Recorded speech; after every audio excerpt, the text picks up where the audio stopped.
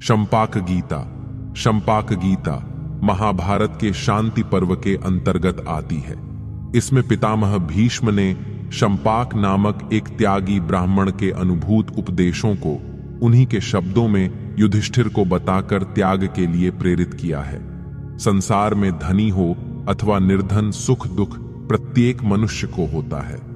त्याग के बिना न वास्तविक सुख मिलता है, न ही परमात्मा।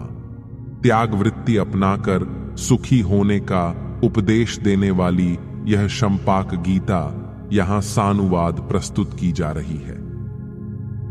युधिष्ठिर उवाच धनिनश्चाधना ये च वर्तयन्ते स्वतंत्रिणः सुख दुखागमस्तेषां कह कथम व पितामह। युधिष्ठिर ने पूछा, पितामह, धनी और निर्धन दोनों स्वतंत्रता पूर्वक व्यवहार करते हैं, फिर उन्हें किस रूप में और कैसे सुख और दुख की प्राप्ति होती है?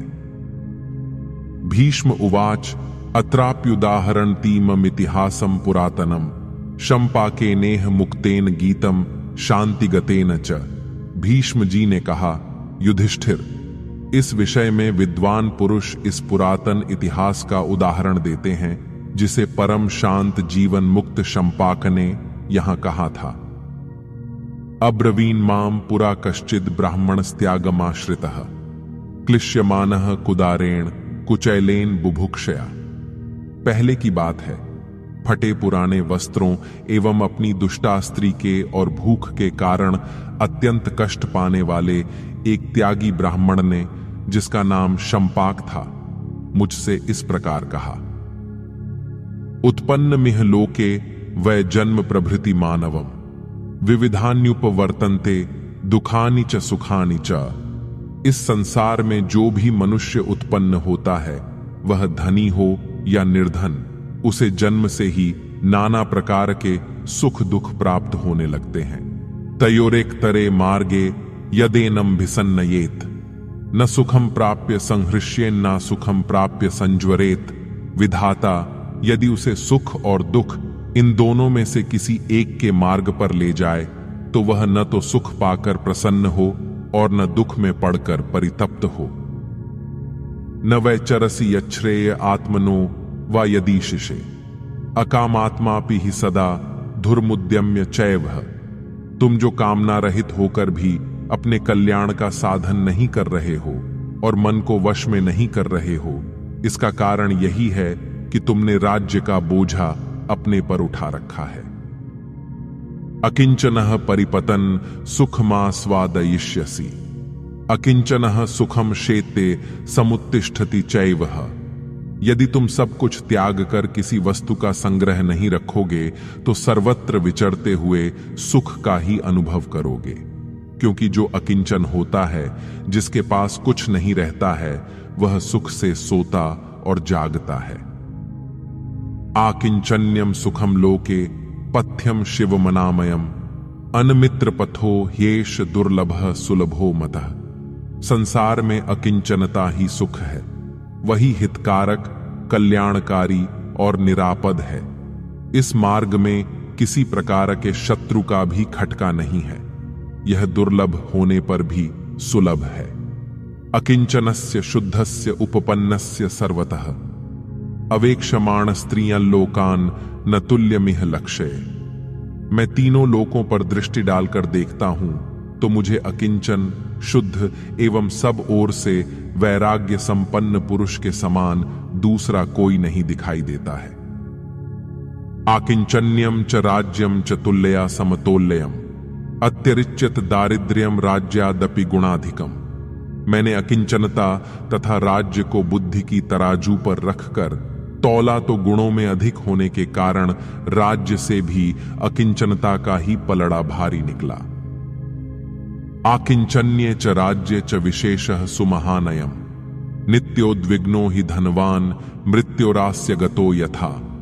अकिंचनता तथा राज्य में बड़ा भारी अंतर यह है कि धनी राजा सदा इस प्रकार उद्विग्न रहता है मानो मौत के मुख में पड़ा हुआ हो। नैवास्याग्निर्न चारिष्टो न मृत्युर्न च दस्यवः प्रभवन्ति धनत्यागाद विमुक्तस्य निराशिषः।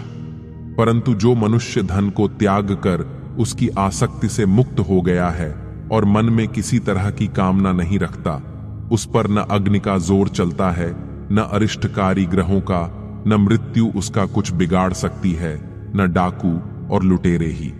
तम वै सदा कामचर्मणुपस्तीर्ण शाइनम बाहुपधानम शाम्यंतम प्रशंसन्ति दिवौकसः। वह सदा दैव इच्छा के अनुसार विचरता है, बिना बिछौने के भूतल पर सोता है, बाहों का ही तकिया लगाता है और सदा शांत भाव से रहता है। देवता लोग भी उसकी भूरी भूरी प्रशंसा करते हैं। धनवान क्रोध लोभाभ्यामाविष्टो नष्ट चेतनः तिर्यगीक्षः शुष्क मुख पापको भ्रुकुटी मुख।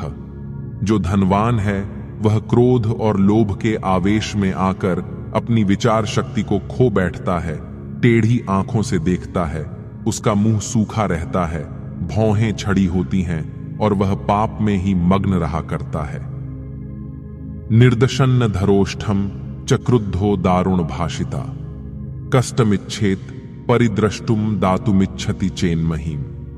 क्रोध के कारण वह ओठ चबाता रहता है और अत्यंत कठोर वचन बोलता है।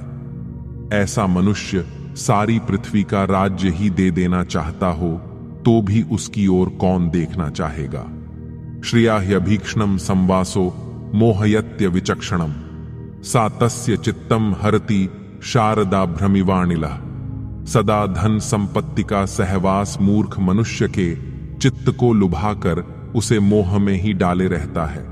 जैसे वायु शरद ऋतु के बादलों को उड़ा ले जाती है, उसी प्रकार वह संपत्ति मनुष्य के मन को हर लेती है। अथैनम रूपमानश्च धनमानश्च विन्दति अभिजातोस्मि सिद्धोस्मि नास्मि केवल मानुष्य। फिर उसके ऊपर रूप का अहंकार और धन का मद सवार हो जाता है और वह ऐसा मानने लगता है कि मैं बड़ा कुलीन हूं, सिद्ध हूं, कोई साधारण मनुष्य नहीं हूं। इत्येभिः कारणैस्तस्य त्रिभिश्चित्तम प्रमाद्यति संप्रसक्तमना भोगान विसृज्य पितृसंचितान परीक्षीणः परस्वानामादानम साधु मन्यते।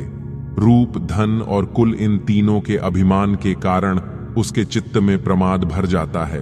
वह भोगों में आसक्त होकर बाप दादों के जोड़े हुए पैसों को खो बैठता है और दरिद्र होकर दूसरों के धन को हड़प लाना अच्छा मानने लगता है। तम तिक्रांत मर्याद माद दानम ततस्ततः प्रतिषेधंती राजानो लुब्धा मृगमिवेशु भी। इस तरह मर्यादा का उल्लंघन करके जब वह इधर उधर से लूट खसोट कर धन ले आता है, तब राजा उसे उसी प्रकार कठोर दंड देकर रोकते हैं जैसे व्याध बाणों से मारकर मृगों की गति रोक देते हैं। एवमेतानि दुखानि तानि तानीह मानवम विविधान्युपपद्यन्ते गात्र संस्पर्श जान्यपि।